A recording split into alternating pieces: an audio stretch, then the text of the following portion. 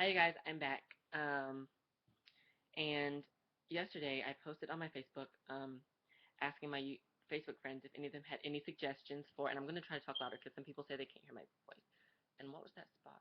But so I asked them what would be a good topic to discuss, and I'm probably going to be like flipping back and forth between tabs to see what they said because they gave me like a bunch of ideas, and I'm just going to do them like one at a time. Um, the first one was 1 second. Okay, the first one was from my friend Ryan, and he wanted me to talk about nerdy guys versus macho guys. And I guess he means like my dating experiences. Um, to be honest, I think I'm pretty much like any normal girl. I prefer for my guy to be like, kind of, he doesn't have to be like huge, but he has to be like bigger than me, and he has to be able to, like defend me if some shit goes down.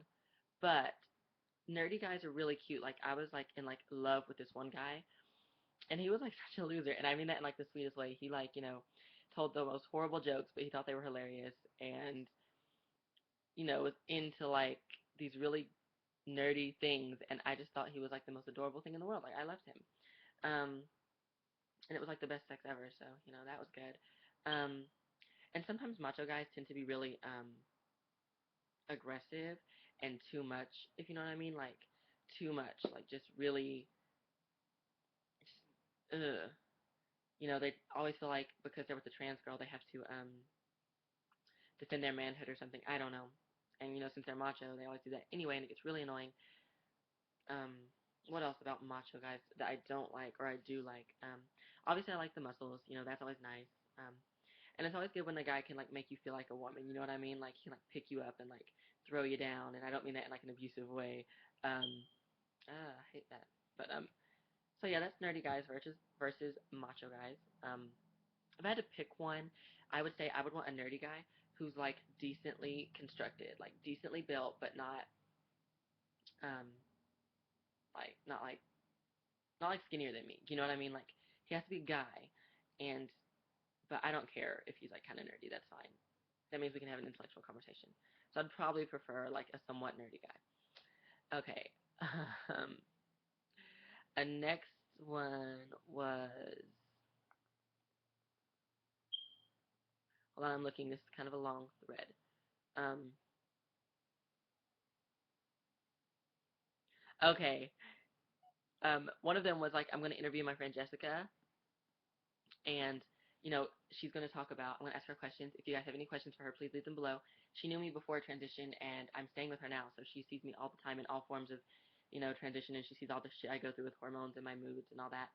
So if you have any questions for her, like maybe like what I was like as a boy, or you know was it weird to like get used to calling me she and all that crap, you can ask her those. So just leave those below, and we will do that probably today. If not today, definitely tomorrow.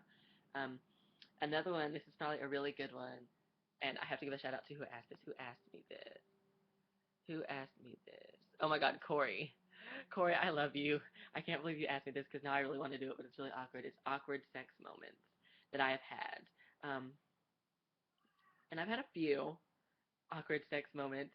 Um, I would have to say one of the most awkward sex moments I had was when I was with this guy. I won't name him, obviously, but I was with this guy, and before anal sex, I personally like to prep, if you know what I mean. So like foreplay. So I would like, put a dildo in there or whatever so that I could be, adjusting while we were foreplaying around.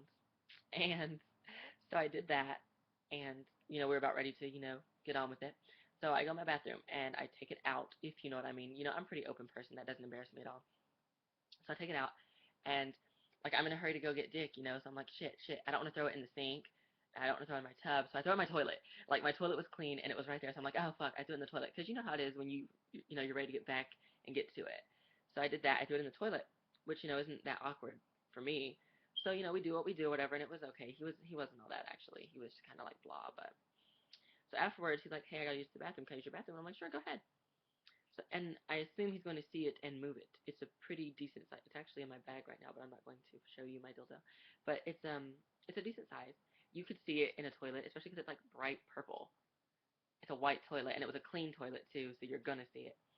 And he said he just had to pee. So I was like, well, he's not gonna sit down and poop. on my dildo. So he pees, and I'm laying on the bed, assuming I hear him flush. I'm assuming he took it out.